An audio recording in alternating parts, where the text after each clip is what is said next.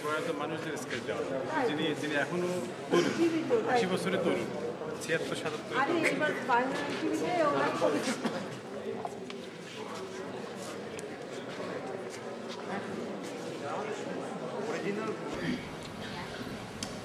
সৈয়দ শামসুল হকের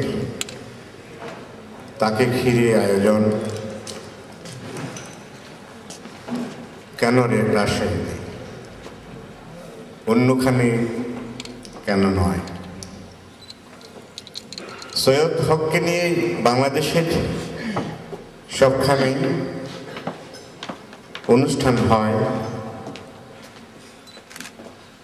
তিনি ছুটে যান ডাক দিলে। আমরা এরকম একটি ডাক দিয়েছিলাম তাকে গত ডিসেম্বরের 29 তারিখ আমাদের রাজশাহীতে যে আমরা বইমেলা করেছি, সেখানে তার আত্মার কথা রাজশাহীর মানুষকে বলেছিলাম, নিমন্ত্রণ করেছিলাম, তিনি আসবেন, তিনি আসেন। তো হক ভাইকে এই কথা না জানাতেই তিনিই বললেন আমি রাজশাহীতে আসব, তবে 29 তারিখে আসতে পারছি না, আমি যাব। তিনি নিজেই বললেন যে এই বিভিন্ন যে ফেব্রুয়ারি মাসটা তো আমাদের বাঙালির ভাষা সাহিত্য সৃষ্টিশীলতার মাস হচ্ছে ফেব্রুয়ারি মাস। এই মাসের 4 তারিখ আজকে তিনি বললেন যে আমি তোমাদের নিয়ে একটা সন্ধ্যে কাটাবো। তো সেই সূত্রেই মূলত এই আয়োজন। আমাদের কিছু এই প্রজন্মের তরুণ সৃষ্টিশীল কবি লেখক আছে বিশ্ববিদ্যালয়ে, যারা পড়ছে, পড়াচ্ছেন।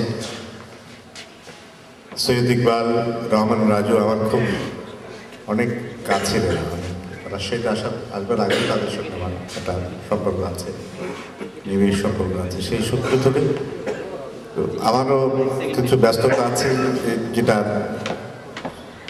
চাকরির কারণে থাকে। তো ইকবালকে বলেছি, ভাই এই ব্যাপার যে তোমার চিহ্ন থেকে এই অনুষ্ঠানটি করো, এবং চিহ্ন পরিবারের সঙ্গে হক ভাইয়ের আগে থেকে জানাশোনা আছে। চিহ্নের একটি অনুষ্ঠানে আনোয়ারা সৈয়দ হক প্রধান অতিথি হিসাবে এসেছিলেন লিটল মেলায়, সেই সুবাদে তিনি আজকে এসেছেন। আমরা সত্যি তাকে নিয়ে গর্ব করার মতো একজন মানুষ। তিনি আমাদের আন্তর্জাতিক মানের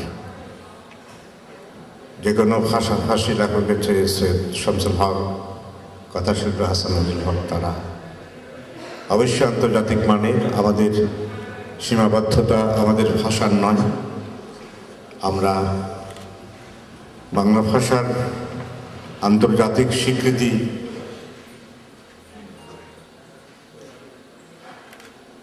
আদায় করতে পারিনি, যদিও আন্তর্জাতিক মাতৃভাষা দিবস হিসাবে 21শে ফেব্রুয়ারিকে আমরা উদযাপন করে থাকি। আজকে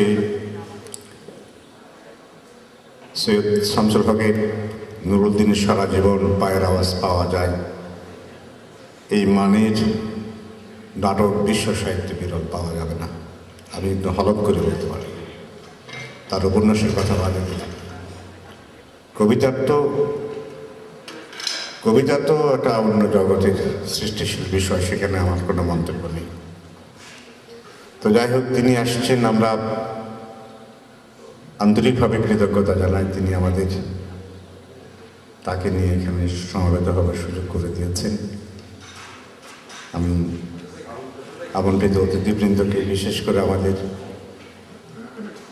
অত্যন্ত কাছের মানুষ, আপনজন প্রফেসর আব্দুল খালেক, রাজশাহী বিশ্ববিদ্যালয়ের প্রাক্তন ভাইস চ্যান্সেলর মহোদয়, তাকে বলেছিলেন যে স্যার হক ভাই আসবেন, আপনাকে কিন্তু আসতেই হবে। তো আমি কার্ড পাঠিয়েছিলাম, পৌঁছেছে কিনা সে খবরটুকু নিতে পারিনি। মনে হয় যে পৌঁছেছিল, স্যার এসে গেছেন, সঙ্গে ম্যাডাম আসছেন। আমরা আরও অনেকে আসছেন, আমাদের রাজশাহী সুযোগ্য জেলা প্রশাসক আসছেন, কবি জুলফিকার মতিন সহ আরও অনেক স্বনামধন্য কবি লেখক এখানে সমবেত হয়েছেন। আমরা আন্তরিকভাবে প্রত্যেকের কাছে কৃতজ্ঞতা জানাই। আমাদের বর্ষিয়ান জননেতা, সবার শ্রদ্ধেয় নুরুল ইসলাম ঠান্ডু ভাই সম্ভবত আছেন, তিনিও যে কবিতার সমজদার। সৈয়দ হকের ডাক শুনলেই আমরা আসলে সব কারণে বুঝতে পারিনি, হয়তো এই হলে জায়গা দিতে পারতাম না।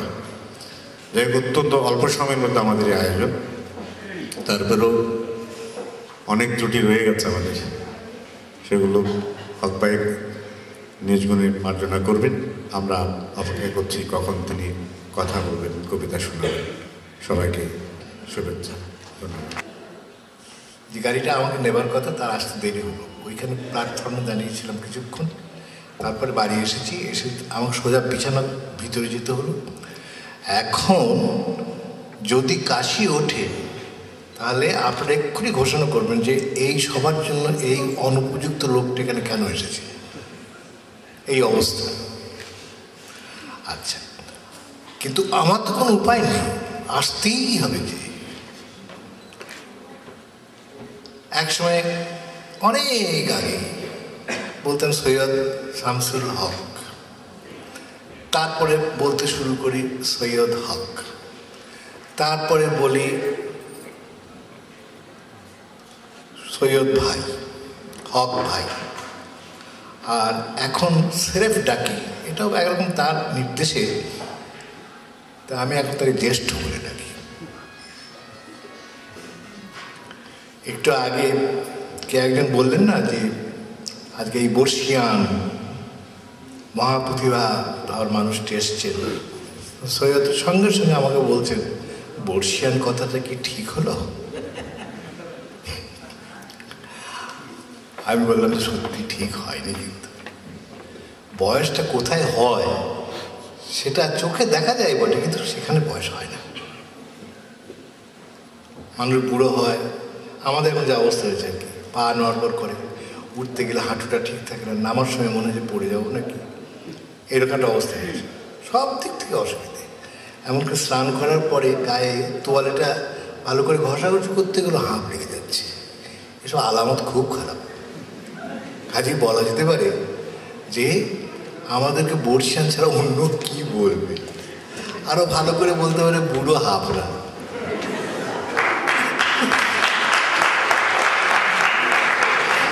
কিন্তু আমি বলি বয়সটা যে দেহে হয় না, তো এই মুশকিলটা কাকে আমি বোঝাই যে বয়সটা দেহে হয় না, বয়সটা হয় মনে।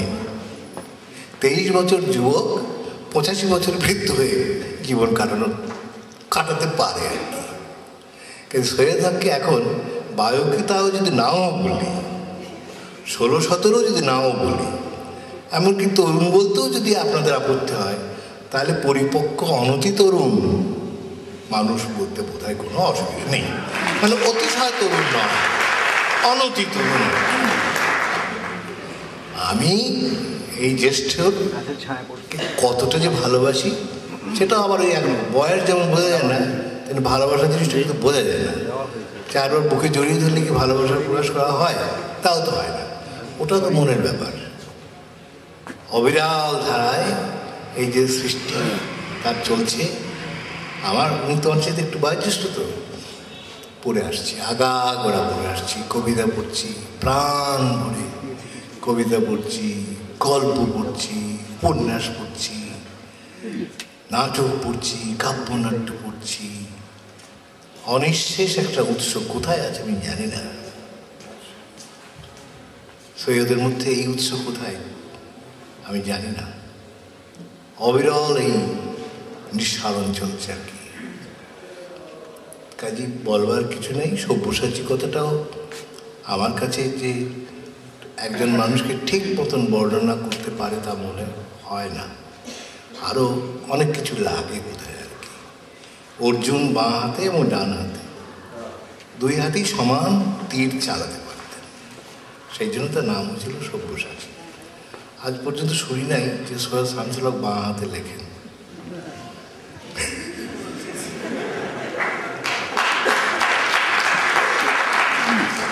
কিন্তু উনি সব্যসাচীর বাড়া। আমাদের সাহিত্যের প্রত্যেকটা ধারাকে কিভাবে পুষ্ট করে চলেছেন উনি। আর কোথাও জড়তা জাড্ডের কোনো ছাপ নেই, কোথাও কোনো জাড্ডের ছাপ নেই। কাজেই একদিক থেকে তাকে বর্ষিয়ান বলা, আমি তো বলবো না আর কি। হ্যাঁ, আমি যেমন নিজেকে বলতে চাই না, হ্যাঁ আমার জ্যেষ্ঠ সৈয়দ হককে আমি বর্ষিয়ান বলবো না আর কি। মৃত্যুর পরেও যদি দৈহিক মৃত্যুটা ঘটেও যায়, তাহলে বলবো যে অকালে এই মানুষটি মারা গেলেন, তাই বলবো যদি আমি বেঁচে থাকি বলবার জন্য। যাকে আমি আপনাদের মাঝখানে দাঁড়াতে চাই না, আপনাদের সামনে রাজশাহীর গোপালভোগ কেটে প্লেটে করে আপনাদের সামনে ধরা হবে, সেটার কোনো বিকল্প নেই। কারণ সৈয়দ কথা বলবেন এবং সৈয়দ কবিতা পড়বেন, মাঝখানে আমি কে, এত কথা কিসের? ধন্যবাদ। অভিমানে আক্রান্ত হয়, কিন্তু এখন মেনে নিয়েছি। আমার সম্পর্কে যে পরিচিতি দেওয়া হলো, আর আমার প্রিয় বন্ধু হাসান আইজুল হক যেরকমভাবে আমাকে বর্ণনা করলেন, সবটা মিলিয়ে আমার মনে হচ্ছে যে আমি একেবারে আমার নিজের সংসারের ভেতরে এসে দাঁড়িয়ে আজকে কথা বলছি। আমাকে যারা এখানে দাঁড়িয়ে আপনাদের সামনে কথা বলবার সুযোগ দিয়েছে, তাদের ধন্যবাদ। সেই মনে পড়ে যে কবিতা আমার 12 বছর বয়সে জ্বর হয়েছিল, টাইফয়েড, এবং সেই সময় টাইফয়েড হলে সে দীর্ঘ দিন ধরে জ্বর ভোগ করতে হতো। আমার বেলায় 81 দিন জ্বর ভোগ করতে হয়েছে, এবং তারপরে প্রায় মাস 2 বিছানায় শুয়ে মায়ের হাতে পথ্য খেয়েছি। একদিন ভোরবেলায়, গ্রামের বাড়ি, আমার গ্রামে জন্ম, ভোরবেলায় শুয়ে আছি, জানালা খোলা, উঠোন পেরিয়ে ও পাশে মা রান্নাঘরে রান্না করছেন আমার জন্যে। বলে গেছেন আমাকে যে কই মাছের হালকা ঝোল হচ্ছে আর নরম করে ভাত হচ্ছে, খাবি। আমি লুব্ধ চোখে তাকিয়ে আছি। হঠাৎ দেখি রান্নাঘরের পেছনে সজনে গাছের ডালে একটা লাল টুকটুকে পাখি। কি হলো বলতে পারবো না। আমার মাথার ভেতরে ওই অসুস্থ ক্লান্ত একটি অবস্থায় আমার জানালার পাশে একটি গাছ রহিয়াছে, তাহার ওপরে 2টি পাখি বসে আছে। এটা দেখে মনে হলো, বাহ, বেশ অন্তত বসে আছে এবং রহিয়াছে, বেশ মেলাতে পেরেছে, তো কবিতার মতো লাগছে। অনেক পরে আমি চিন্তা করে দেখি যে আমি পাখি দেখেছিলাম একটি, কিন্তু লিখেছি বা বানিয়েছি 2টি। আমার জানালার পাশে একটি গাছ রহিয়াছে, তাহার উপরে 2টি লাল পাখি বসে আছে। এই 2টি কেন লিখলাম? তখন মনে হলো যে এইটাই বোধ হয় সৃজনশীলতার কাজ, যে কি হলে ভালো হতো, কি হলে একটা ভারসাম্য থাকতো, কি হলে কি হতো, এটি বোধ হয় আমাদের এটা শেখায় সৃজনশীলতা। তো আমি তারপরে তো সেই 14 বছর বয়স থেকে একটানা এই পর্যন্ত লিখেই চলেছি। কি লিখছি জানি না। আমাকে একজন বলেছেন যে দেখুন, আপনারা যে কাজ করছেন, শুধু আমার কথা না, এখানে যারা লেখেন, এখানে যারা রয়েছেন, বলছেন যে আপনাদের কাজটা হচ্ছে নদী বয়ে চলেছে, তার ভেতরে আপনারা পলিমাটি ফেলছেন, একদিন দেখবেন একটা চর তৈরি হয়েছে, সেই চরটা শক্ত হয়ে একটা জমি, ভূখণ্ড হবে, সেখানে একদিন অঙ্কুর থেকে গাছ বেরোবে, সেখানে মানুষ ঘর বাড়ি তুলবে, বাস করবে। আপনাদের কাজটা এই রকম কথাটা খুব ভালো লেগেছিল। একজন প্রাইমারি শিক্ষক, যাত্রাপথে তার সঙ্গে দেখা, তিনি এই কথা বলেছিলেন। আমি খুব আনন্দ পেয়েছিলাম কথাটি শুনে, যে না, তাহলে বোধহয় একেবারে গাধার খাটুনি, বৃথা খাটুনি যাচ্ছে না। কবিতা আমি কিছু বলবার চেষ্টা করব। এই বলা ক্রিয়াপদটি কবিতার, এটা আমি অনেক আগে ইংল্যান্ডে কার্ডিফে একটা কবিতা উৎসবে একজন কবি, তিনি দাঁড়িয়ে, মঞ্চে দাঁড়িয়ে কবিতা পড়বার জন্যে বা বলবার জন্যে তিনি বলছেন যে now I will say my poem. তো এই সে কথাটি আমাকে খুব ভাবালো এবং কবিকে জিজ্ঞেস করলাম পরে যে কবিতা বলাটা কীরকম। আমরা তো বাংলাতে কবিতা পড়ছি, আমি এখন একটা কবিতা পড়ছি। তিনি বললেন যে না, কবিতা বলবার জিনিস, কবিতা বলবার জিনিস এবং শোনবার জিনিস। এবং এইটি কিন্তু কবিতার মূল ভাব তরঙ্গ। ছাপার অক্ষরে এই যে বইপত্র এখানে এনেছি, এটা শুধু আমাকে স্মরণ করিয়ে দেওয়ার জন্য, মনে থাকে না, আমি দেখে বুঝতে পারি। কিন্তু কবিতা কানের ভেতর দিয়ে আসে এবং কানের ভেতর দিয়ে মুছে।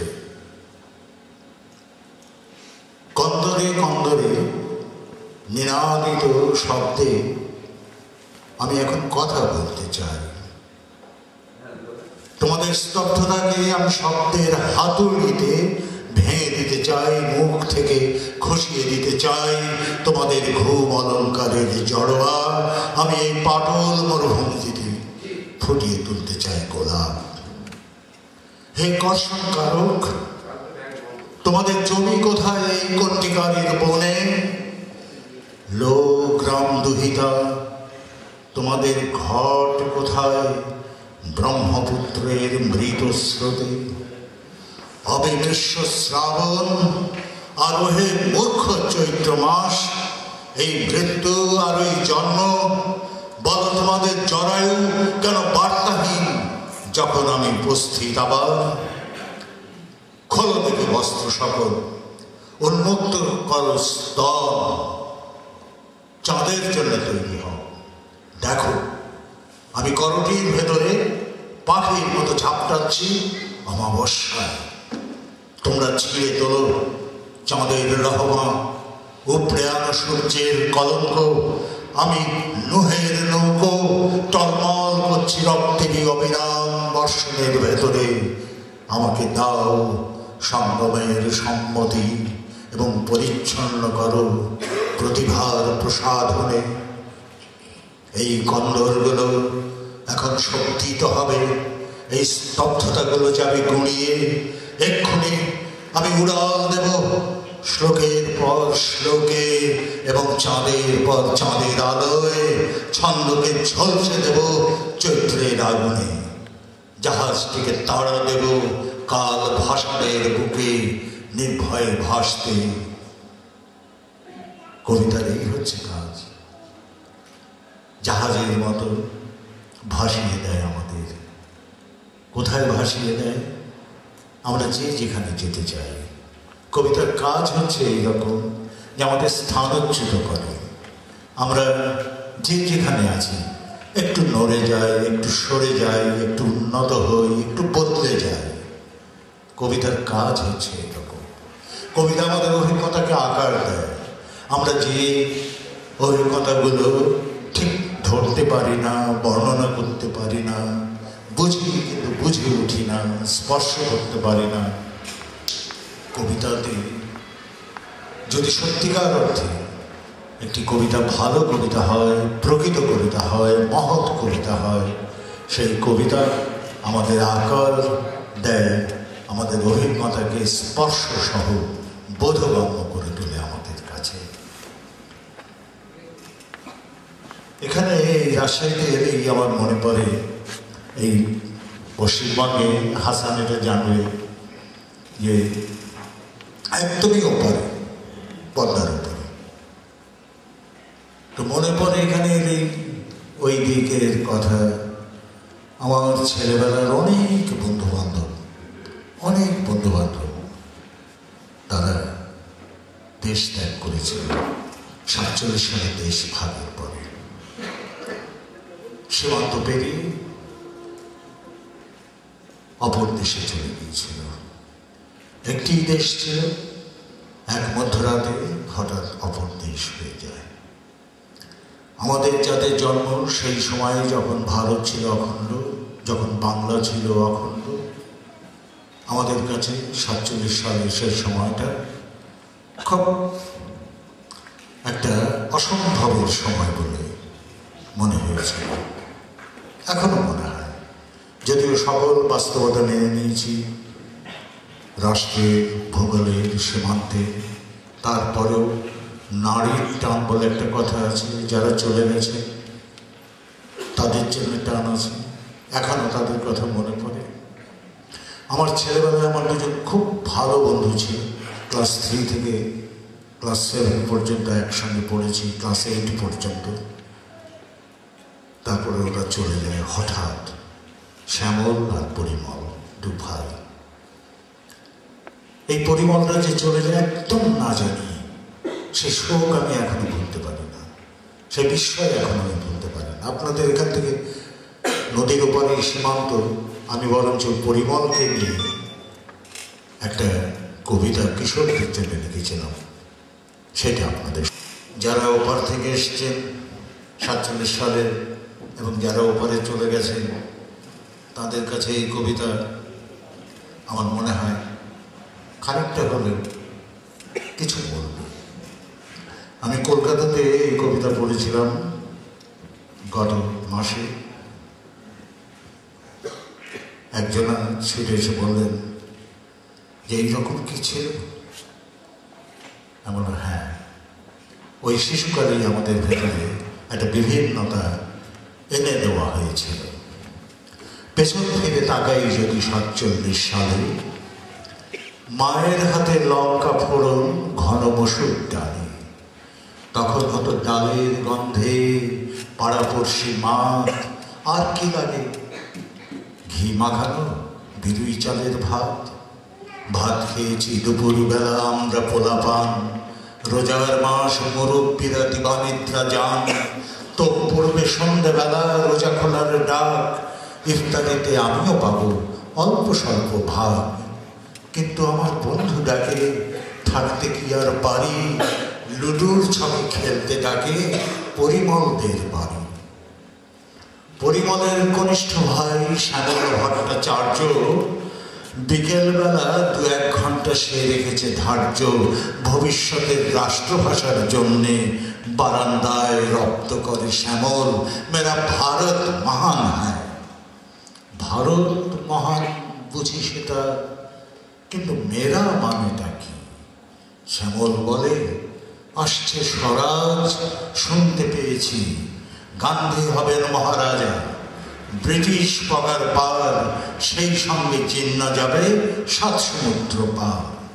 ছুটবে খোয়াব পাকিস্তানের, ছাড়বে তোদের নারী, ছাড়ুক কিংবা থাকুক ডাকে পরিমলদের বাড়ি। পাকিস্তানের স্বপ্ন দেখেন আমার বাবা ডাক্তার, চাচার মুখে ব্যঙ্গ ফোটে গান্ধী মজা পাকতার। জিততে যেমন করেছিলেন ভারত ভাঙা চলবে না, জিন্নাও জিদ ধরেছিলেন তুষ্ট তিনি অল্পে না। তার কাছে হার মানতে হলো ইংরেজ বড়লাটকে, জওহরলালের গলায় গেল মাছের কাঁটা আটকে। রাজি তাকে হতেই হলো, গান্ধীও নিম রাজি। শ্যামল বলে তবেই হলো কাকি এখন চাচি। পড়ল আজান, মা ডাকলেন আয়রে ইফতারি, বুক ভাঙা শাক ডেকে উঠল পরিমলদের বাড়ি। 11.5 বয়স তখন, হাই স্কুলের ছাত্র। কতকালের বন্ধু ওরা আমার একমাত্র, আমের দিনে আম পাড়া আর গল্পের বই পড়া, কুড়িগ্রামের রেল লাইনের ধারে জটলা করা, পুজোয় প্রসাদ, ঈদের দিনে হাতির পিঠে চড়া, একসঙ্গে আনন্দ আর দুষ্টুমিটাও করা, ভাগ করে সব করেছি। হঠাৎ দেশটা হয়ে ভাগ।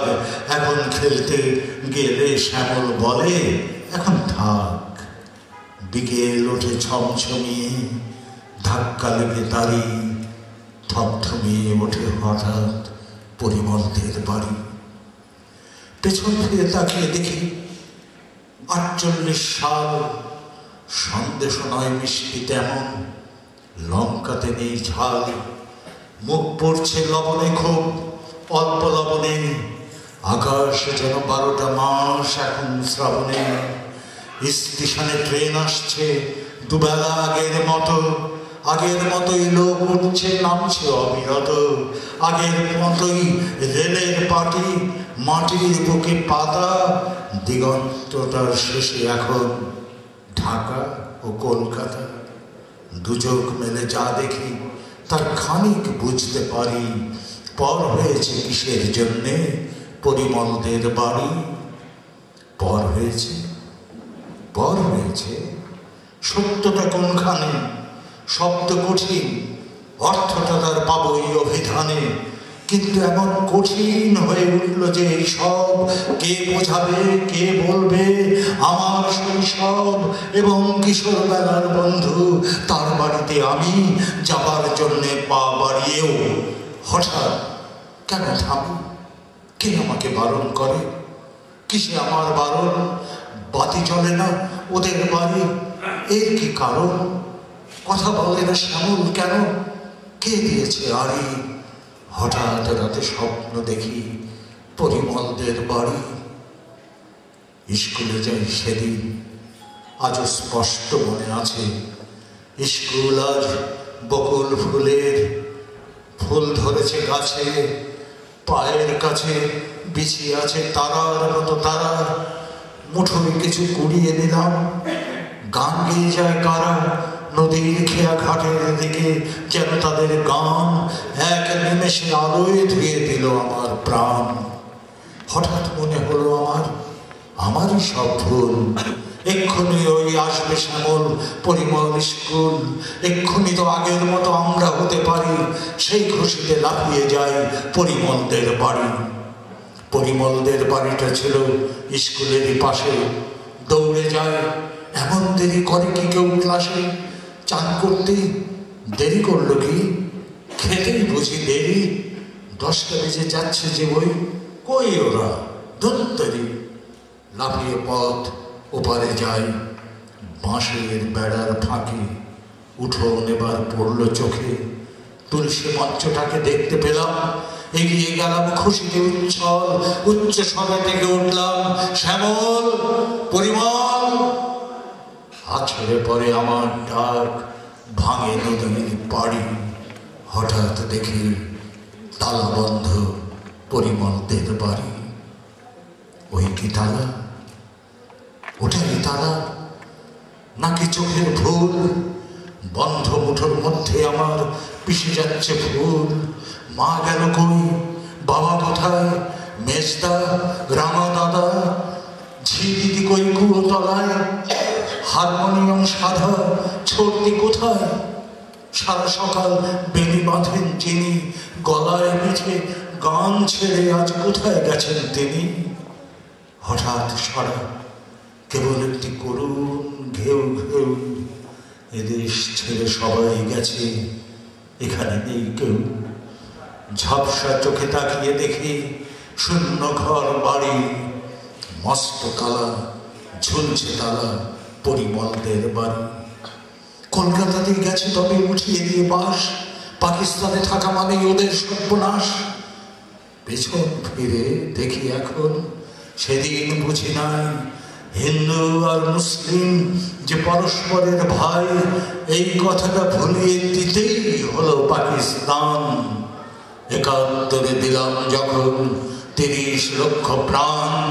সেই রক্তে ভুলের বাসুল চুকিয়ে দিলাম যদি, তবুও কেন আমার বুকে কাঁদে ধরলা নদী। কুড়িগ্রামে যাবার ইচ্ছে হলেই যেতে পারি। কি দেখতে? বাদুর ঝোলে পরিমলদের বাড়ি। যা হারিয়ে গেছে আমার, যা গিয়েছে চলে, ফিরবে কি তা ফিরিয়ে আনার জন্য উতল হলে? কে আমাকে ফিরিয়ে দেবে আমার শৈশব? কে আমাকে ফিরিয়ে দেবে কিশোর কালের সব? বুকের মধ্যে আজও আমার নিত্য আছাড় খায় সেই সময়ের মস্ত তালা বাড়ির দরজায়। ফিরিয়ে দাও, ফিরিয়ে দাও, দিও না ফিরে আর সেই সময়ের দুঃসহ শোক, তীব্র হাহাকার। হাতছানি পাই কুড়িগ্রামের, এবার যদি পারি বন্ধ তালা খুলতে যাব পরিমলদের বাড়ি।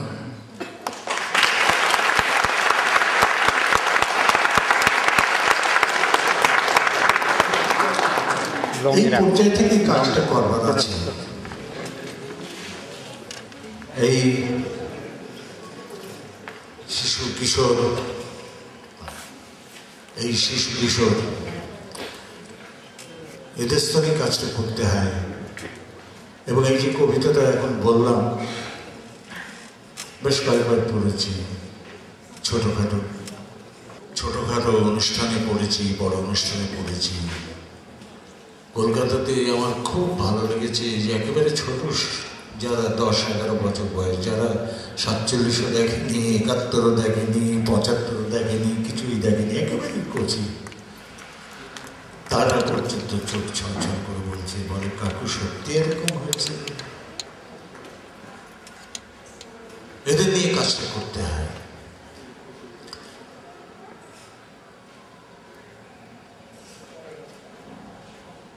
আমি জন্মেছি বাংলায়,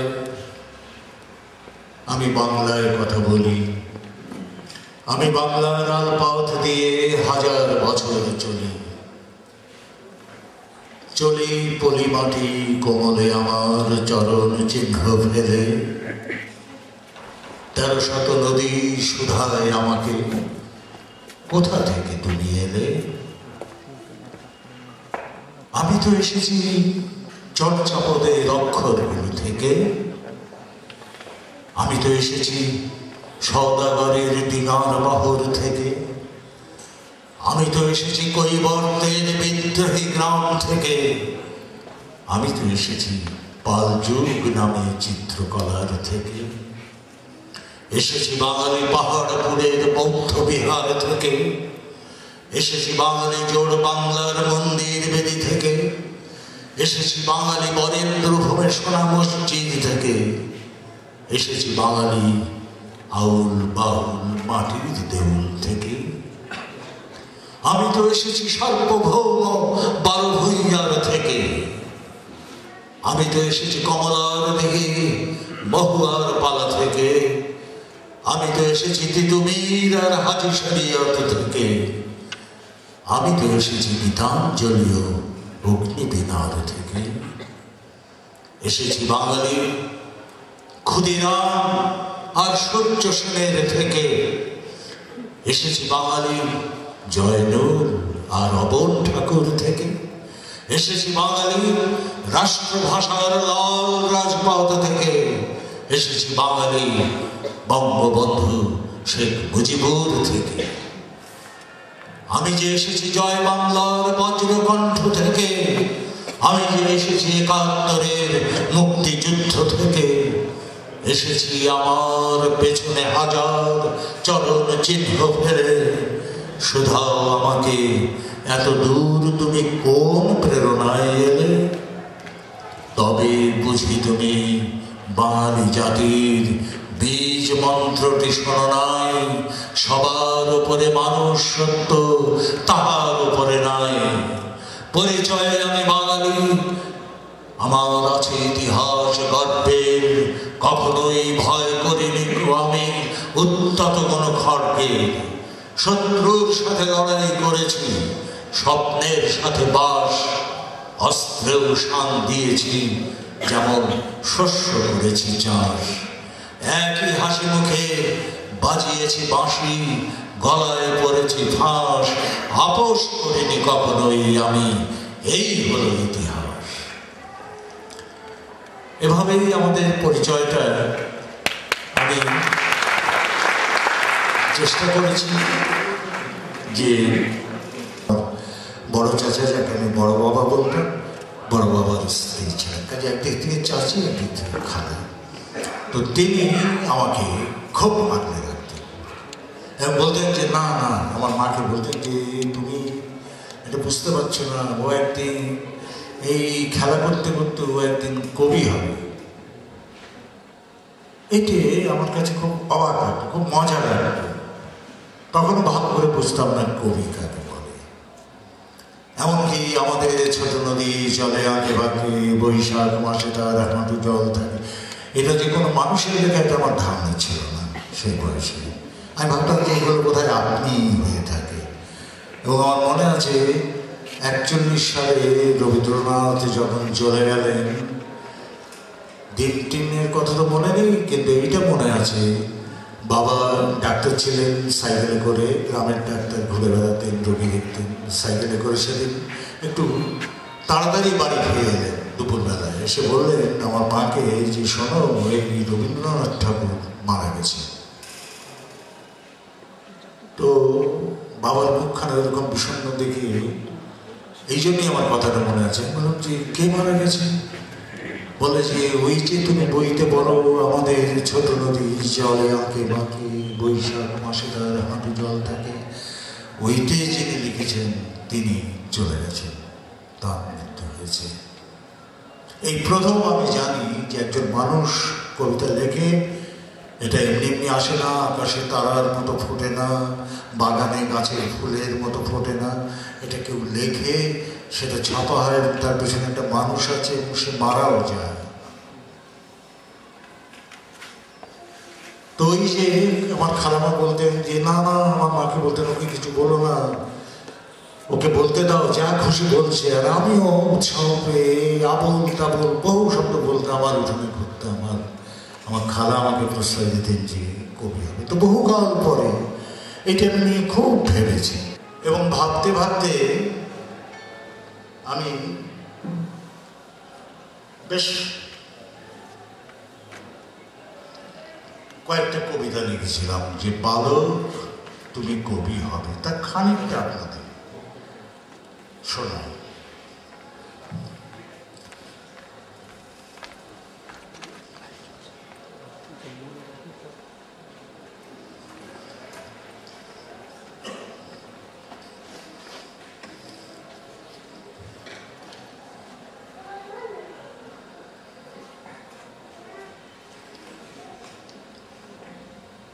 বালক তুমি একদিন আমাদের কবি হবে,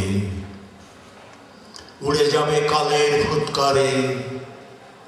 আমি সেই শিরোনাম ছেড়ে দিচ্ছি আজকের মেঘাবৃত সংবাদপত্রে।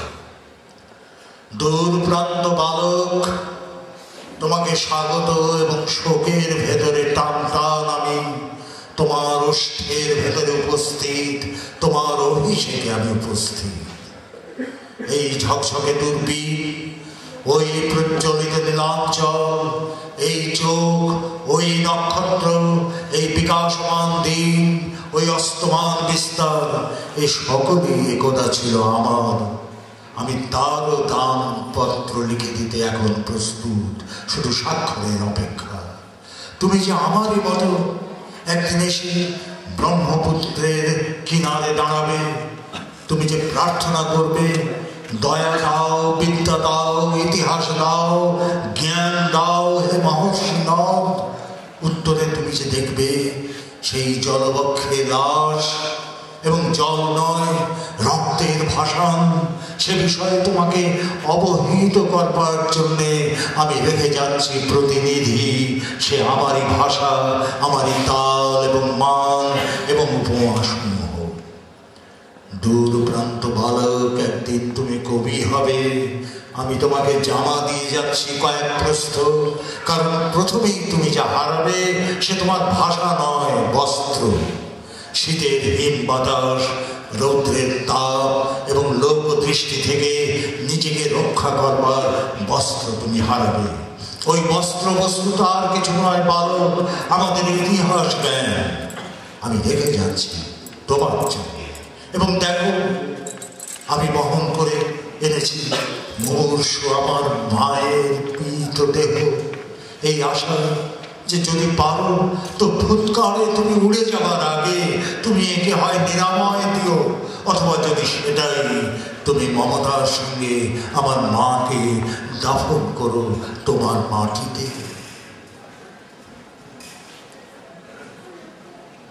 কিন্তু দিন তো খুব খারাপ, এই জন্য বালককে এত আশীর্বাদ করেও খানিকটা বলি দিন কিরকম, কি আর বলবো। এখন আমাদের চালাতে হচ্ছে 2 নম্বর দিয়ে।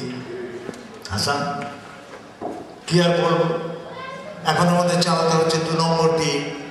গগন ফাটছে, মেধা ফাটছে, গাছ ফাটছে, বই ফাটছে, বক্তৃতা। অতঃপর বর্তমানের বুক চিরেই তো হয় ভবিষ্যতের ফাটাফাটি, কিন্তু ভবিষ্যৎ এখন আমাদের 2 নম্বর। ভবিষ্যৎ ফাটছে। সংক্ষেপে আজ হলো এই সংবাদ, আর এই সংবাদটাও হলো 2 নম্বর। এদিকে রাত কিন্তু 1 নম্বর হয়ে আঘাত করে চলেছে আমাদের। তাই সে কেবলই ক্রমাগত আমাদের ওপরে ভারী হচ্ছে, দীর্ঘ হচ্ছে। ভাষা থেকে খসে যাচ্ছে জিহ্বা, জিহ্বা থেকে বার্তাও নিচ্ছে বিদায়। ওদিকে সংখ্যারা চিৎকার করছে 2 নম্বর 2 নম্বর বলে গগন তলে। ভবিষ্যতের উপরে মহা আড়ম্বরে সাজ পরিয়ে দিচ্ছে 2 নম্বর, এবং অতীত আমাদের ঘা ঢাকা দিয়েছে কোনো নম্বর না দিয়ে। অনবরত ফেটে পড়ছে ডিম, অনবরত গড়িয়ে পড়ছে 2 নম্বর। হলুদ থলথলে কুসুম দিন এখন 2 নম্বরে আছে ঠেস দিয়ে, আর আমরা চিৎকার জাপটে আছি যেন আমরাও উড়ে না যাই শেষ পর্যন্ত 2 নম্বরে। বর্তমানে আমাদের পাখি 2 নম্বর, গাছ ও তার শেকড় 2 নম্বর, কবিতা 2 নম্বর, নির্বাচন 2 নম্বর, সরকার 2 নম্বর, মায়ের কোলে শিশুও 2 নম্বর। আমাদের ধাত্রী হাসপাতাল 2 নম্বর, ভাষণ 2 নম্বর, স্টেশন 2 নম্বর, গরু 2 নম্বর, রাষ্ট্র 2 নম্বর, শরীর সংস্থাপনে সংবিধান 2 নম্বর, বিতর্ক 2 নম্বর, বাম 2 নম্বর, ডান 2 নম্বর, গোল চক্কর 2 নম্বর, ট্রাফিক 2 নম্বর, পাবনা 2 নম্বর, রাজশাহী 2 নম্বর, সিনেমা 2 নম্বর। আমাদের প্রেমও এখন নহবত বাজিয়ে 2 নম্বর গেট দিয়ে তো ঢুকছে বলে দেখতে পাচ্ছি। আমাদের অভিধান 2 নম্বর, শব্দের অভিধানগুলো 2 নম্বর, আর পণ্ডিতেরা খদ্দরের মলাটের মধ্যে ক্রমাগত 2 নম্বর হয়ে যাচ্ছে। ওই বিমান 2 নম্বর, ওই বাস 2 নম্বর, ওই মহাসড়ক 2 নম্বর, আমাদের সফর 2 নম্বর, স্কুলের বেঞ্চি 2 নম্বর, স্কুলের ঘন্টাও 2 নম্বর। বস্তুত আমরা যে রক্তাক্ত হচ্ছি, আমাদের রক্তাক্ত জামা ধরে টানছি ওই 2 নম্বর। কিন্তু এও দেখছি এই নবোদয়ন করবার সময়টাই তো সন্ধ্যা, কাল সন্ধ্যা। তাই 1 নম্বর তারে পড়ছে টঙ্কার, এবং ওই ধ্বনিটির ভেতরেই তো আসছে বার্তা, কাল প্রভাতে আবার এক যুদ্ধ হবে 1 নম্বর। ভাষার ভেতর থেকে লাফিয়ে উঠবে 1 নম্বর শব্দগুলো, আবার করটির ভেতরে তারা ঝরে পড়বে 1 নম্বর উজ্জ্বলতা নিয়ে।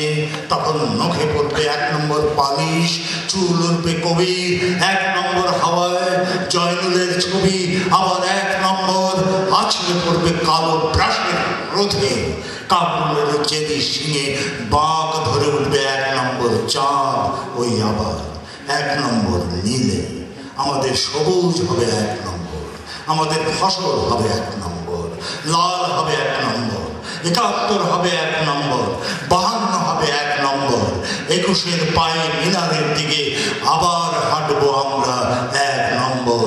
একজন 32 নম্বরের রক্তাক্ত সিঁড়ি থেকে আবার উঠে দাঁড়াবেন। বস্তুত বার্তাই হচ্ছে বর্তমানের বিধারণ চাই 1 নম্বর, 1 নম্বর।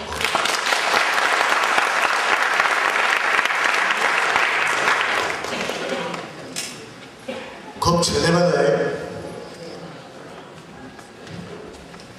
নানা রকম কিছু ভেতর দিয়ে বড় হতে হতে ভালো করে তখন নারী পুরুষের ভালোবাসাও বুঝি না, কিন্তু 16-17 বছর বয়সে একটা প্রেমের কবিতা লিখে ফেলি, এবং আমি সেই একেবারেই প্রথম থেকে গদ্যের চাল থেকে কবিতায় এ পর্যন্ত আজকে প্রায় 50 বছরই হয়ে গেল ব্যবহার করে চলেছি। তো ওই 17 পুরো হয়নি ওই বয়সে একটা ছোট্ট কবিতা লিখেছিলাম প্রেমের, গদ্যের চালে। যে আমাকে ইচ্ছে করেছে আমি তার, আর যে আমাকে করেনি আমি তারও। প্রেম একটা জীবনের মতো, জীবন অনেকের। এই ছোট্ট কবিতাটি দিয়ে আবার যে আমাকে ইচ্ছে করেছে আমি তার, আর যে আমাকে করেনি আমি তার। প্রেম একটা জীবনের মতো, জীবন অনেকের। মাঝ বয়সে, বয়সের কথাটা একটু বেশি বলা হচ্ছে হাসান নাকি বর্ষিয়ান থেকে সকলেই কিছু না কিছু করছে। কেউ তৈরি করছে বাড়ি, কেউ জাহাজ, কেউ তরবারি। তাদের সব তৈরি হয়ে গেছে, তাদের বাড়ি, তাদের জাহাজ, তাদের তরবারি। এখন তারা বাস করছে, এখন তারা সাজিয়ে তুলছে বাড়ি। এখন তারা অনেক দূরে চলে যাচ্ছে, আবার দেশে ফিরে আসবে বলে। এখন তারা একটা কিছু বাঁচিয়ে রাখতে তুলে ধরছে নিজের হাতে বানানো তরবারি। কিন্তু আমার নিজেকেই তো তৈরি করা শেষ হলো না যে তোমার দিকে হাত বাড়িয়ে হাত ধরতে পারি। আমার দুটো হাত ছিল, সে অনেক আগে কাটা গেছে। আমার দুটো পা ছিল, সে অনেক আগেই ভুলে গেছে হাঁটা।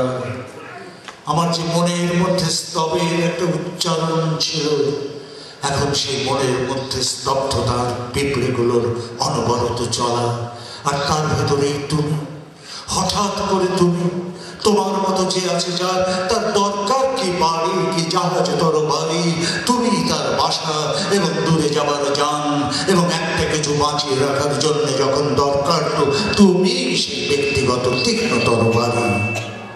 কিন্তু আমি নিজেকেই তো তৈরি করা শেষ হলো না যে তোমার দিকে হাত বাড়িয়ে হাত ধরতে পারি।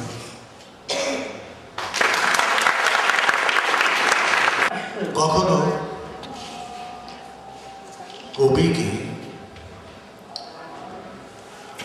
কবিকে তুমি খুব কাছে নিও না তোমার, এত কাছে যেন তাকে হাত দিয়ে স্পর্শ করা যায়।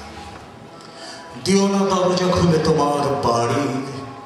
ধরো যদি তুমি তার দেখা পেলে, জানতে চেও না সে কেমন আছে বা না আছে।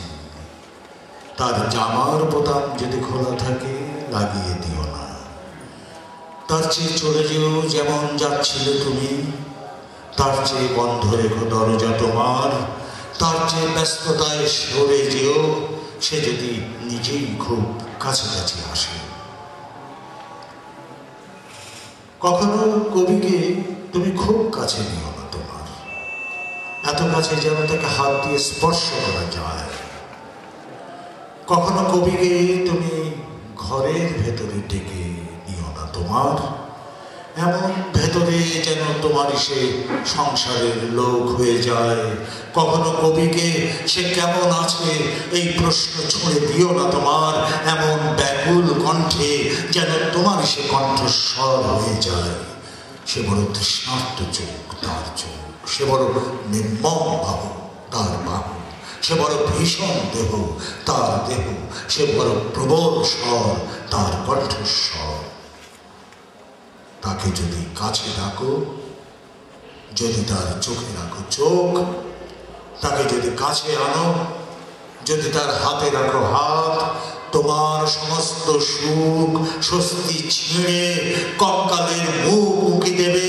তোমার বাগান থেকে আনাজের বীজ মরে যাবে। তোমার গাভীর মাঠে সত্যিনেরা দীর্ঘ মুখ দেবে। তোমার চৌকাঠ জুড়ে ভয়াবহ চির দেখা তাকে যদি কাছে টানো, টেনে নাও দেহের ওপরে, একবার যদি তুমি আত্মার ভেতরে শোনো তার কণ্ঠস্বর, তোমার সমস্ত দল দেশ বেদ মুহূর্তেই খসে পড়ে যাবে।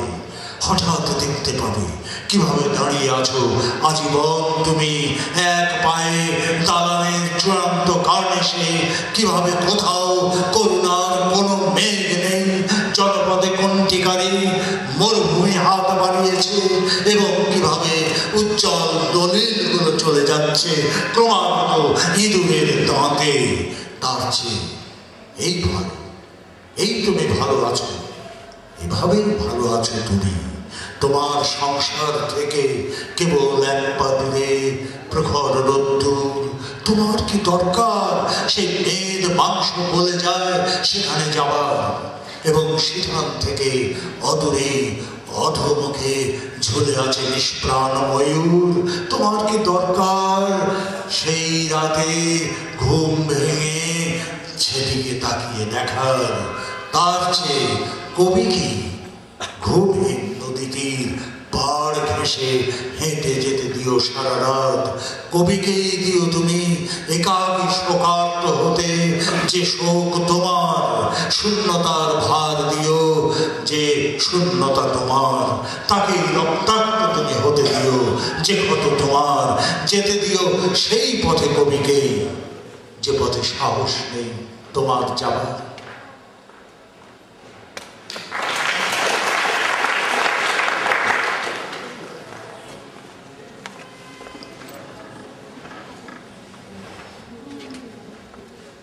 উপভাষা বা আঞ্চলিক ভাষায় পরীক্ষা করে দেখেছিলাম যে গভীর কথা কিছু বলা যায় কিনা। মায়ের সঙ্গে যদি আমি, আমার মা মানিকগঞ্জের, আমার পিতৃপুরুষেরা সিরাজগঞ্জ এলাকার, আমার জন্ম কুড়িগ্রামে, তো 3 রকম ভাষার ভেতরে বড় হয়ে উঠেছি। তারপরে আমার 18 বছর বয়সে বাবা যখন চলে যান, মায়ের সঙ্গে আমার নিচে 7টা ভাই বোন, আমি সবার বড়। মায়ের সঙ্গে 7টা ভাই বোনকে মানুষ করেছি, একসঙ্গে সংসার পরিচালনা করেছি ভাই বোনের মতো। মা তখন আর মা নন, আমরা যেন 2টি ভাই বোন সংসারটাকে এগিয়ে নিয়ে গেছি। তো তখন মাঝে মাঝে সারাদিনের শেষে সবাই ঘুমিয়ে পড়লে আমি যখন ঢাকা থেকে কুড়িগ্রামে যেতাম কয়েকদিনের জন্যে, মার সঙ্গে সেই বারান্দায় হেলনা বেঞ্চে বসে গভীর রাতে অনেক সুখ দুঃখের কথা বলতাম। আকাশে হয়তো তারা, আকাশে হয়তো চাঁদ কিংবা অমাবস্যা, মাও সেদিকে তাকিয়ে আমিও তাকিয়ে বলে যাচ্ছি কথা। একেবারে ভেতর থেকে একটা সময় মনে হয় যে মার সঙ্গে মানিকগঞ্জের ভাষায়, উপভাষায় কথা বলছি, কবিতায় এটা পরীক্ষা করে দেখা যাক। ইংরেজি ভাষার যে অপর ভাষাটির সঙ্গে আমাদের কিছু কিছু পরিচয় আছে, সেখানেও এরকম দেখা গেছে যে স্কটিশ ভাষাতে কবিতা লেখা হয়েছে। রবার্ট বার্নসের মতো কবি তার উপভাষায় কবিতা লিখে অমর হয়ে আছে। তো এটা পরীক্ষা করবার একটা ইচ্ছা হয়। আর সেই সময় আমার কাব্য নাটকগুলো লিখছিলাম, পায়ের আওয়াজ পাওয়া যায়, নুরুলদিনের সারা জীবন। আমার মনে হলো যে সেগুলো যে গৃহীত আঞ্চলিক ভাষা উপভাষায় কথা বলছে, চরিত্রগুলো একটু দেখি যে কতটা ভার বহন করতে পারে। তো প্রথমেই যে কবিতাটা লিখি, পরাণের গহীর ভেতর, প্রথম সনেট। জামার ভিতর থেকে জাদু মন্ত্রে বাড়ায় ডাহুক, চুলের ভিতর থেকে আকবর বাদশার মোহর। মানুষ বেকুব চুপ, হাটবারে সকলে দেখুক, কেমন মোচর দিয়ে টাকা নিয়ে যায় বাজিকর। চোখের ভিতর থেকে সোহাগের পাখিতে উড়াও, বুকের ভিতর থেকে পীড়িতের পূর্ণিমার চাঁদ। নিজেই তার চোখ তুমি একদিকে যাইবার চাও, অথচ আরেক দিকে খুব চলে দেয় কেউ টান। সে তোমার পাওনার এতটুকু পরোয়া করে না। খেলা যে দেখায় তার দেখানোর ইচ্ছায় দেখায়, ডাহুক উড়াইয়া দিয়া তারপর আবার ধরে না। সোনার মোহর তার পড়া থাকে পথের ধুলায়। এ বড় দারুণ বাজি, তারে কই বড় বাজিকর, যে তার রুমাল নারে পরাণের গহীন ভিতর।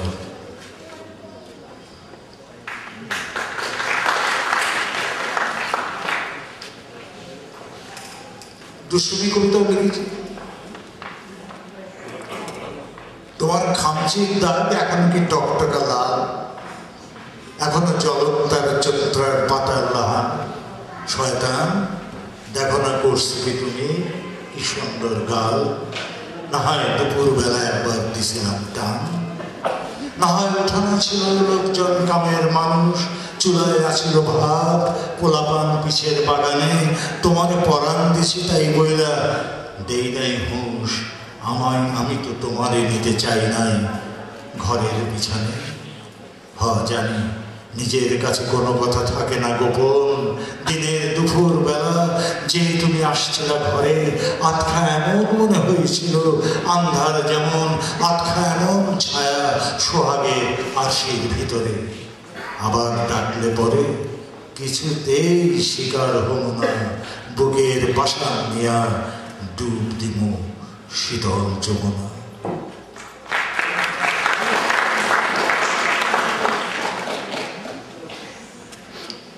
আবার এই যে আমাদের ফেব্রুয়ারি মাস,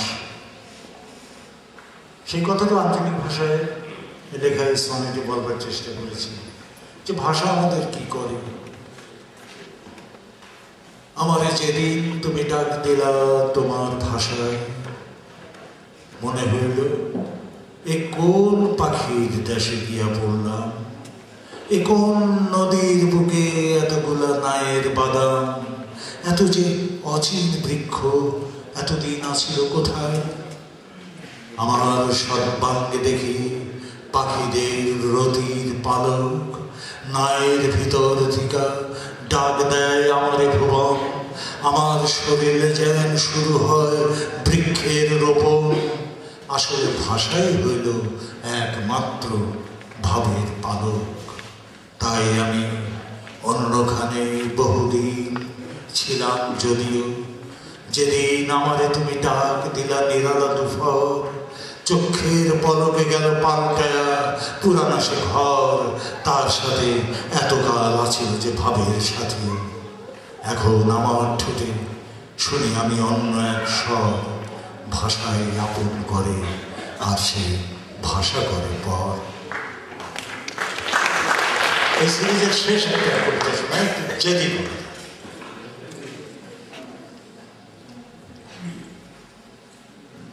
তোমার যে ভালোবাসে এর থেকে আরো 5 গুণ আল্লাহর কসম আমি তারে তুমি এই জামা খান।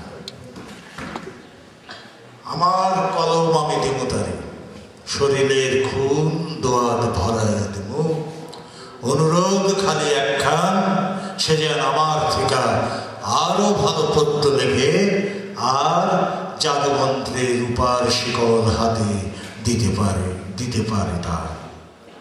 তোমার যে ভালোবাসে এর থেকে আরো 10 গুণ আল্লাহর কসম আমি দিব তারে এই বাড়ি খান। আমার উঠান আমি দিব তারে, শীতের আগুন নিজেই সাজায় দেব। অনুরোধ খালি একখান, সে যেন আমার থেকে আরো ভালো নিদ্রা যায় আর তারই নিকটে পায় কথা যার নিকটে থাকা।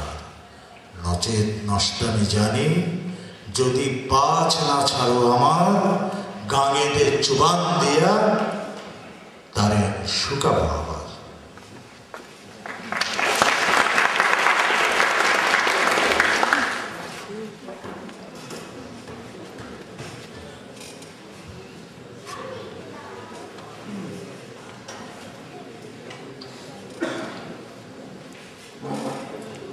দু একটা প্রেমের কবিতাই হোক,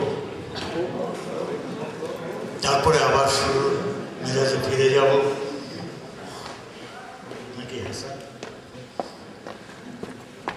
13 কিলোমিটারের মতো পথ সাইকেল ঠেলে অবশেষে আসা গেল 1 লক্ষ নক্ষত্রের নিচে।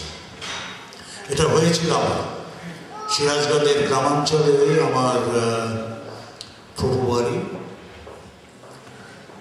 বা ফুফা বাড়ি। ফুফু বিবাহিত হয়ে সেখানে গেছে। তো একবার আমি ঢাকা থেকে এসেছিলাম দেখা করতে ফুফুর সঙ্গে, ছোট ফুফুর সঙ্গে। সিরাজগঞ্জ থেকে নেমে প্রায় 13 কিলোমিটারের মতো দূরে গ্রাম।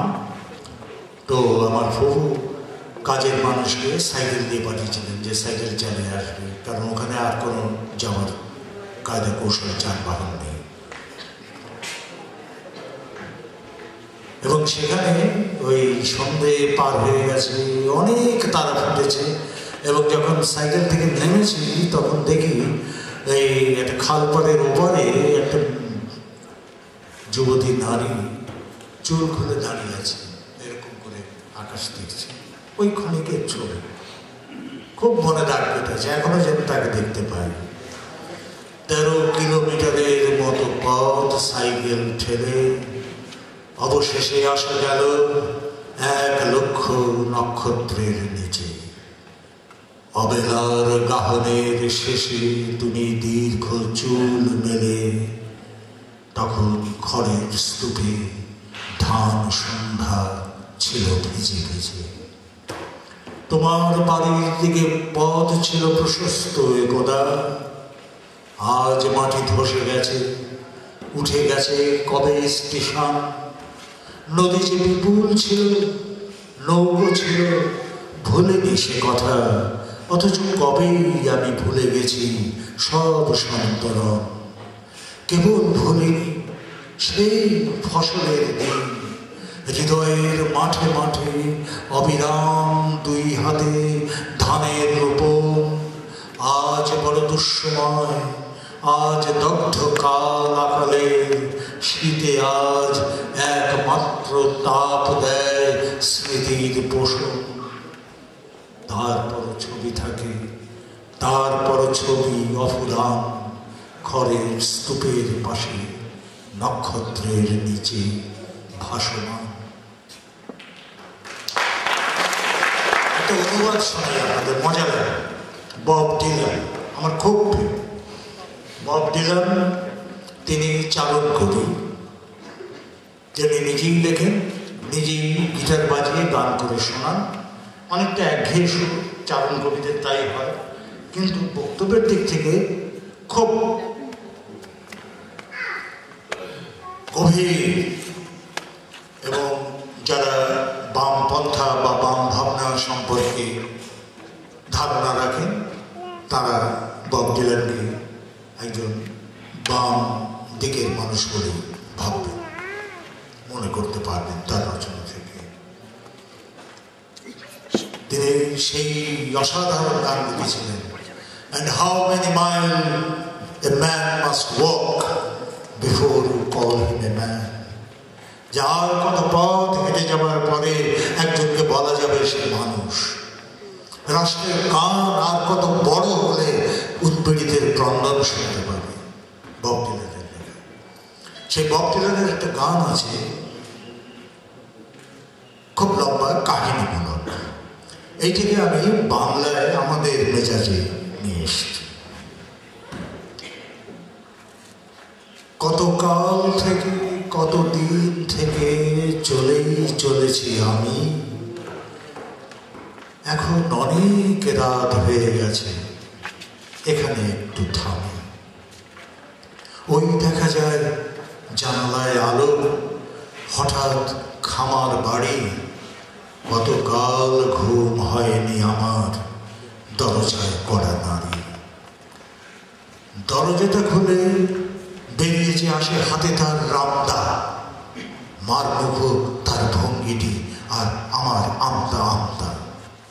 রামদা ঠেকিয়ে আমার বুকে সে বলে ভয়ানক স্বরে, বাছাধন আমি কোথায় তোমাকে দেখেছি যে মনে পড়ে। তুমি রাজনীতি করো মনে হয়, বাম দিকে যেন ঝোঁক, ঢোক গেলে আমি বলি তাড়াতাড়ি, ভুল করছেন লোক, আমি তো পথিক, আমার এছাড়া পরিচয় কিছু নেই, শুধু রাতের আশ্রয় চাই আগমন হেতুয়ে। দু চোখ নাচিয়ে উঁকি দেয় মেয়ে, তখন মনোয়ারা তার নাম, যেন সিনেমার পর্দায় আমি চম্পাকে দেখলাম। তার দিকে চোখ রেখে আমি তার বাবাকে তোয়াজ করি, এত সুন্দর আপনার বাড়ি, মরে যাই মরে মরে। বাবা বলে, থামা, তুমি তো পথিক, বাড়ির তুমি কি জানো? বললাম, আমি কবিতাও লিখি, সুরে বসালে তা গান। আমার নখের নিচে যে ময়লা, কসম দিচ্ছি তার, দেখলাম যেন মনটি নরম হয়ে এলো এইবার।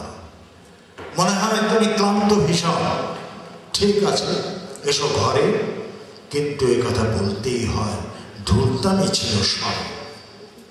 বিছানাতে পাবে ঘুমোবা, তবে এই শর্তেই শুধু বিছানায় পাবে, চেয়ে বসবে না, তামাকের সাথে দুধু। ইশারাটি খুব আবছাট নয়, সরে যায় মনোয়ারা। সকালে উঠবে, গাইটি দোয়াবে, বিছানার এই ভাড়া। শুয়ে পড়তে না পড়তেই ঘুম ভেঙে এলো দুই চোখে। আমি কত কাল ঘুমোতে পারিনি নিহত দিনের শোকে। হঠাৎ কি হলো, ঘরে কেউ এলো, যে দেখি মনোয়ারা।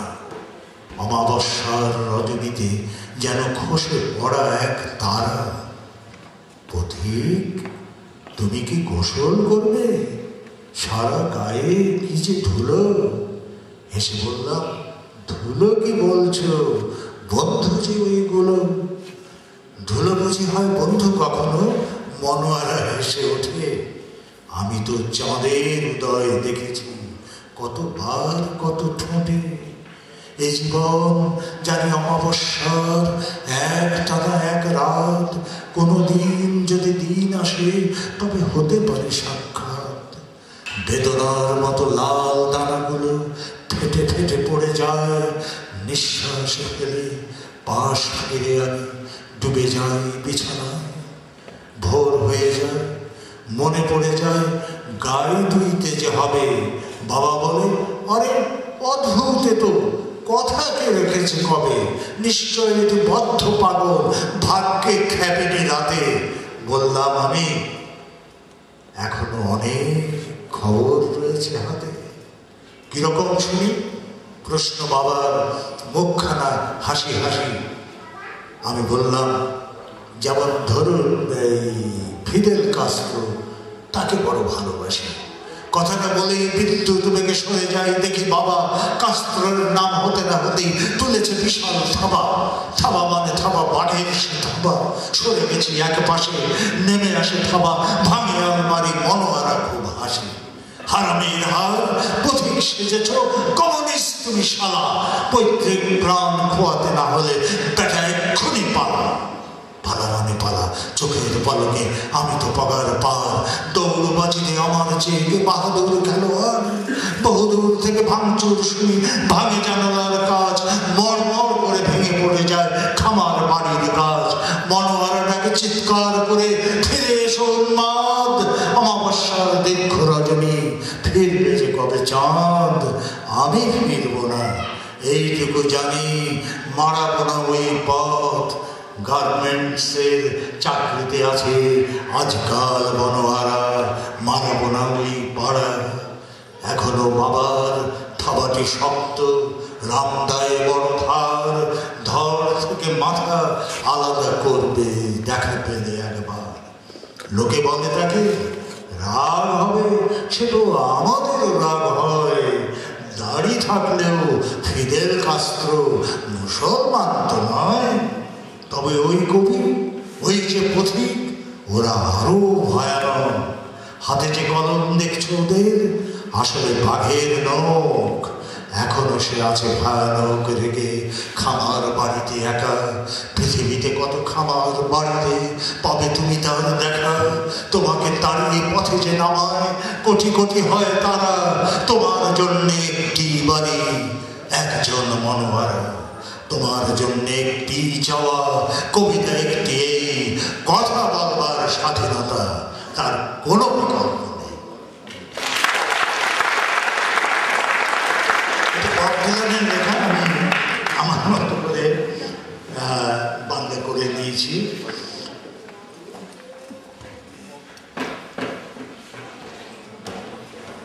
আচ্ছা দেখি কয়েকটি কবিতা আপনাদের সামনে আবার বলার চেষ্টা করি। সেই 71 সালে গণহত্যা যখন আমাদের উপরে নেমে এসছে, তখন কিছু কিছু অনুভূতি লিখে রাখার চেষ্টা করছিলাম। যেমন অন্ধকারে আলখাল্লায় দুটো বুলেট বিধিয়ে দিল মোটর, দিল ভেতু, হঠাৎ একটা পতাকার মতো খসে পড়ল তারা, নেভে গেল জানালার নাপাম লাল পর্দা, আর বরকরে হাসির একটা ঢেউ বয়ে গেল চৌরাস্তায়।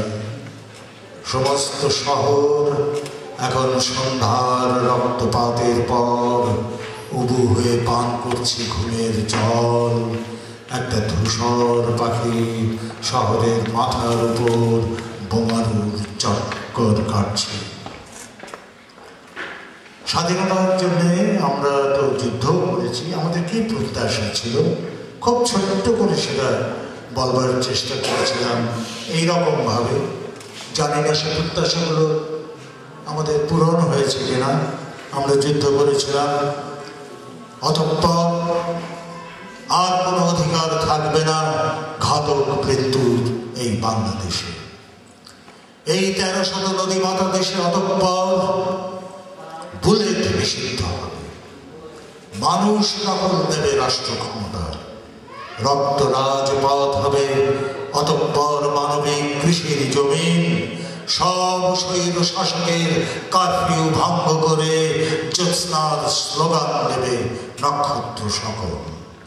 মাতৃদুধ শুকবে না আর এ বাংলায়। অতঃপর উৎসারিত হবে ঝর্ণা ধারা, প্রতি করতল থেকে সকল হৃদয় থেকে খুলে যাবে জীবনের ব্রহ্মপুত্র ঢল। জানি না আমাদের এই স্বাদ পূরণ হয়েছে কিনা।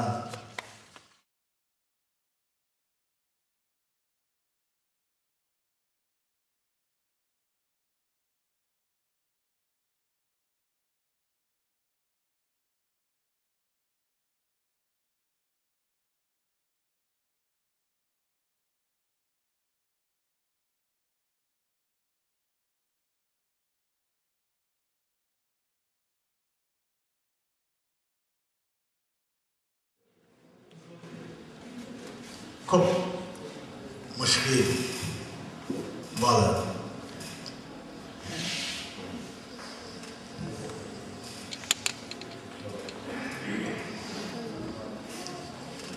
সেটা হচ্ছে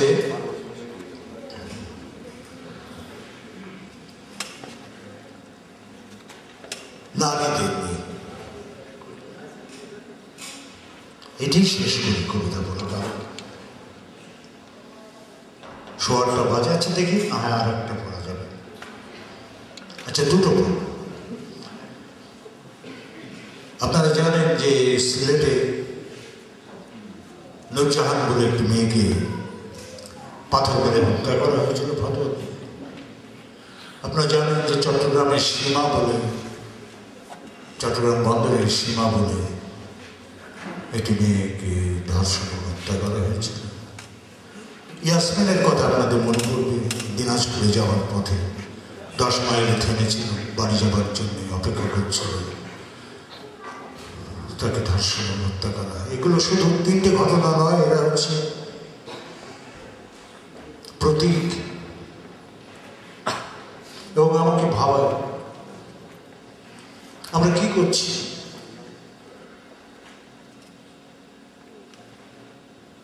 আমি আপনাদের জিজ্ঞেস করছি, দাঁড়িয়ে থাকা মানুষ তুমি দাঁড়িয়ে থাকা মানুষ, তুমি ভাঙলে কেন, পড়লে কেন? দাঁড়িয়ে থাকা মানুষ, তুমি দাঁড়িয়ে থাকা মানুষ, তুমি ভাঙলে কেন, পড়লে কেন? ইয়াসমিনের সঙ্গে তুমি দিনাজপুরের বাসে, তুমিও বাড়ি যাচ্ছিলে তো ইয়াসমিনের পাশে, কুত্তারা সব ঝাঁপিয়ে পড়ে, কাপড় ধরে টান, খুব লেখেছিল মেয়ের গোলাপ এবং প্রাণ। তখন তুমি করতে কিছুই পারলে না তো মানুষ, তাই কি তুমি ভাঙলে মানুষ? তাই কি তুমি পড়লে মানুষ? দাঁড়িয়ে থাকা মানুষ, তুমি না দাঁড়িয়ে থাকা মানুষ, তুমি ভাঙলে কেন, পড়লে কেন? শাহজালালের দেশে বাবার মেয়ে নূরজাহান, সমাজ বলে অসতী সে, বিচার অনুষ্ঠান, সেই বিচারে পাথর মেরে হত্যা করার রায় আর কারো নয়, নারীর প্রাণ নূরজাহানের যায়। তখন তুমি করতে কিছুই পারলে না তো মানুষ, তাই কি তুমি ভাঙলে মানুষ? তাই কি তুমি পড়লে মানুষ? দাঁড়িয়ে থাকা মানুষ, তুমি দাঁড়িয়ে থাকা মানুষ, তুমি ভাঙলে কেন, পড়লে কেন? দাঁড়িয়ে থাকা মানুষ। জাহাজ ফেরে চট্টগ্রাম, মাল হচ্ছে খালাস, বন্দরে আজ পড়ে আছে মেয়ে মানুষের লাশ। ধর্ষিত আসে মেয়ে মানুষ, নাম ছিল তার সীমা। ভগবানের দিকে ঘৃণায় তুই তাকালি মা, তখন তুমি করতে কিছুই পারলে না তো মানুষ, তাই কি তুমি ভাঙলে মানুষ? তাই কি তুমি পড়লে মানুষ? তুমি না দাঁড়িয়ে থাকা মানুষ।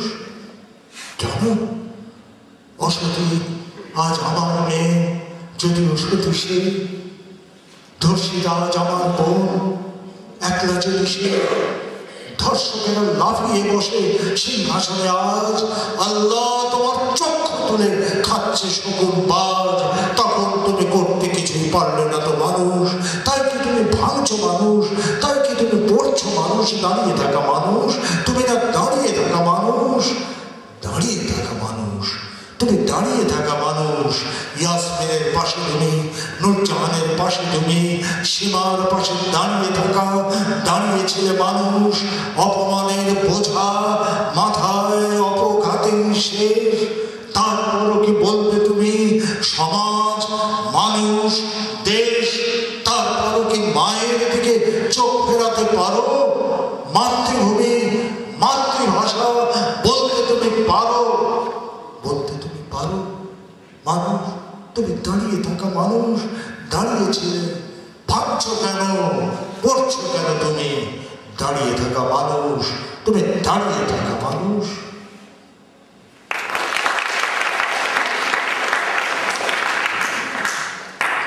আমার আজকের মতো রাজশাহীতে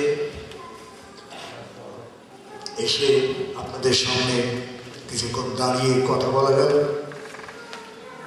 আপনাদের মতো স্বজন, প্রিয়জন এবং বন্ধুজনদের সঙ্গে একটা সন্ধ্যা কাটানো গেল, তো তাদের আরো একবার ধন্যবাদ। কাগজটির নাম চিহ্ন, তাই তো? আচ্ছা, চিহ্ন না,